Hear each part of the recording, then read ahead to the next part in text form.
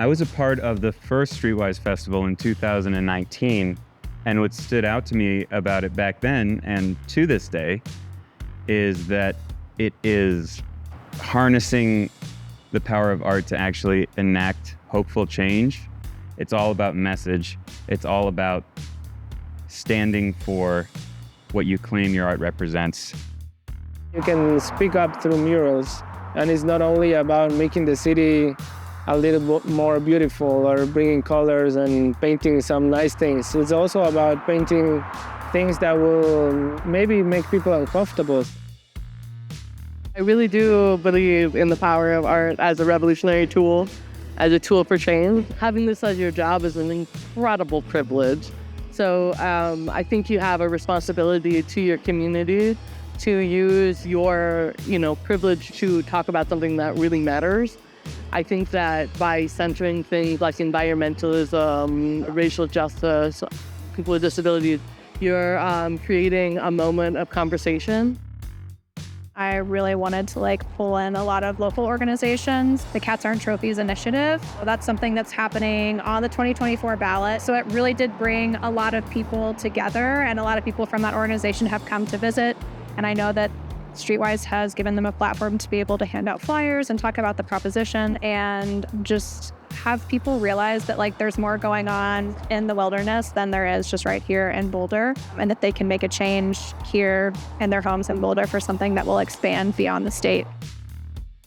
Streetwise invited us to do a mural that coincided with the opening of the Homeland Show. And so being two shows, two things at once, we can bring two messages: that we're still here and that we are still contemporary artists. This is our homeland. To the Boulder area, Fort Collins, Colorado area was where our ancestors, called home.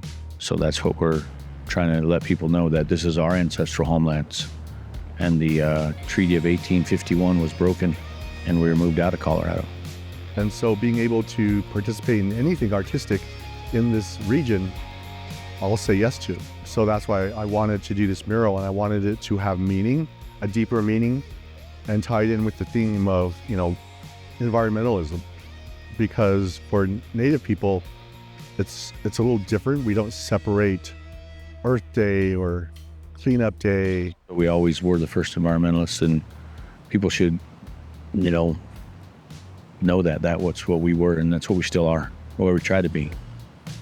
I thought long and hard about how to initiate, hopefully, tangible action, or to at least leave the viewer with no excuse for next time that they think about getting involved in the fight against climate change and the fight against the loss of the Earth's current species.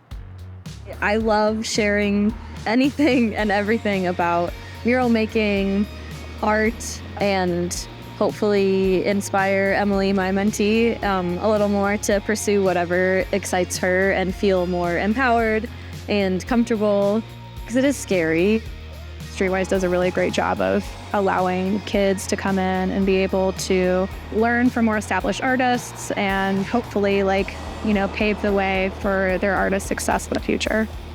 Bringing people from other places to paint here, because that brings diversity, that brings new taste, new air to the city, and it makes connections.